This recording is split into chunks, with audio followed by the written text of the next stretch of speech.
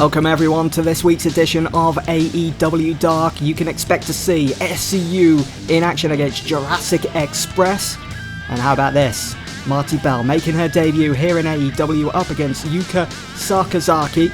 Then we move on to one half of a double main event. Shawn Spears against the bad boy Joey Janela. And finally, Colt Boom Boom Cabana against one third of the Death Triangle, Pentagon Jr. So opening up AEW Dark this week, SCU, Frankie Kazarian and Scorpio Sky getting the win against Jurassic Express in 12:35 when Scorpio Sky pinned Jungle Boy with a fatal answer.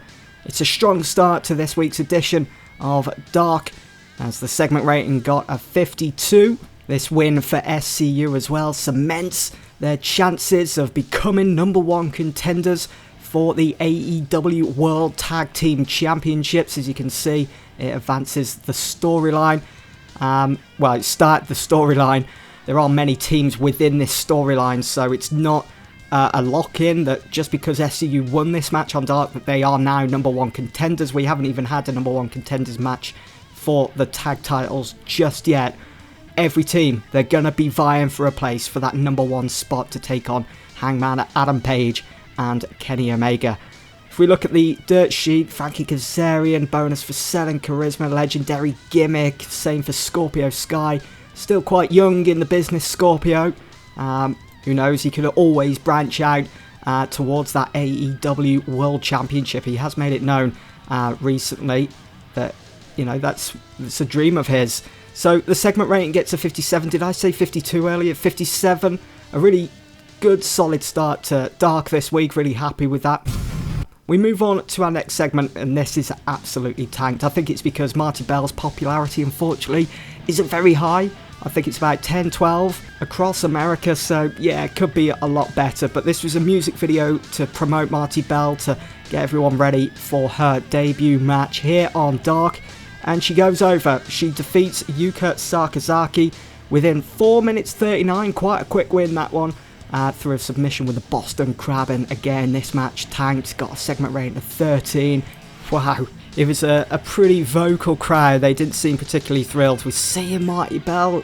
I mean, she's a face going into this, an old school gimmick face, and well, it hasn't worked out, has it? The only bonus is here that Marty Bell and Yuka did have good chemistry, which lifted the match. The announced quality and colour commentary was good as well, but the crowd were turned off by having a match outside the pre-show between workers that didn't have any investment in, and it was poorly placed, which is my fault.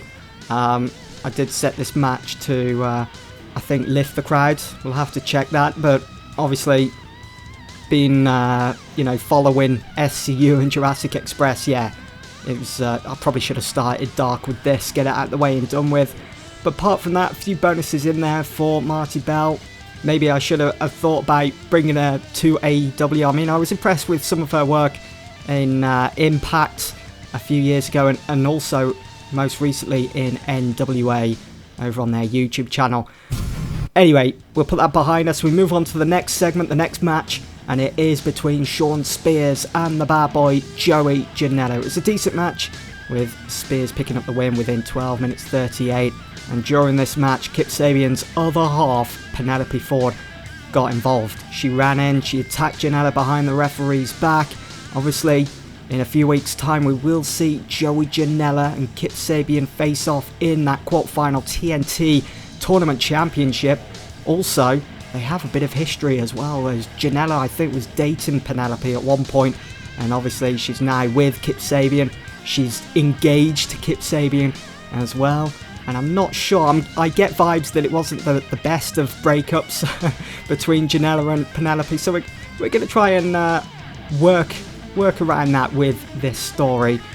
Spears getting a bonus. The announced quality was penalised for low experience, but it did get a 54. So again, happy with that. Decent, especially for a show that's going to be on YouTube.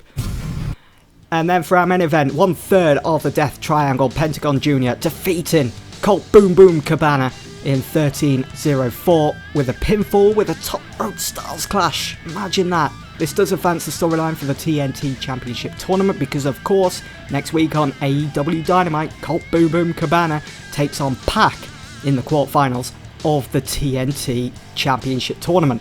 Colt Boom Boom Cabana benefit, I just love saying that, Colt Boom Boom Cabana, it just rolls off the tongue, doesn't it? He did benefit from a groundswell of support, getting a 63 rating. Cabana was penalised for holding back. Yeah, I don't believe that for a second. I don't think Cabana really holds back in the majority of his matches, does he? He's all out there, flamboyant as ever.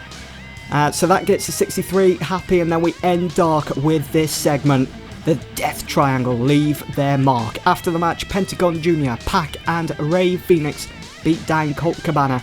All three placed Colt Cabana in a Death Triangle submission move, whilst at the same time Pentagon Jr., who had just beaten Colt Cabana, is seen biting the ear of him. Eventually they break the devastating hold and stand over the body of Colt Cabana. Pac screams at the camera in his Geordie accent. I can't do Geordie accents. "You're looking at the first ever TNT champion." And AEW Dark concludes. So Pac looked good, and again Cabana benefiting from having a groundswell of public support. This rating got 53, happy with that. Looking at the dirt sheet, Pentagon Jr. got a bonus for that legendary gimmick, so just bumping up the overall rating of the show, hopefully. And again, it cements the fact that Pac is there, he's taking on Colt Cabana next week on Dynamite. Also cementing the fact that the Lucha Brothers vying for those AEW World Tag Team Championships, just making their presence known. So overall, a 46, I think that's okay for an episode of Dark, an episode that's going to be just on YouTube. All depends now on our viewing figures. As you can see as well, the crowd wasn't happy as they had expected more angles and interview segments, and you guys can expect that as we go on with this series. It's not just going to be match after match. I'm going to make it almost into our second show at some point, and I think AEW are planning on doing something like that anyway in real life, maybe extended it, how long the episodes go on. I know they've got a second show in the works to air on TNT, so maybe we can shift Dark over to TNT at some point in this save. We'll have to wait and see what the options are, basically. And of course, having a second show, it will allow us to develop more storylines and allow more of the talent to get camera time, to get time in the ring and show what they're all about. Anyway, that is all the time we have for the first ever edition of AEW Dark here on TEW 2020. I do hope you guys have enjoyed. Also, don't forget to miss the next episode of AEW Dynamite. It's going to be explosive. Thanks for watching.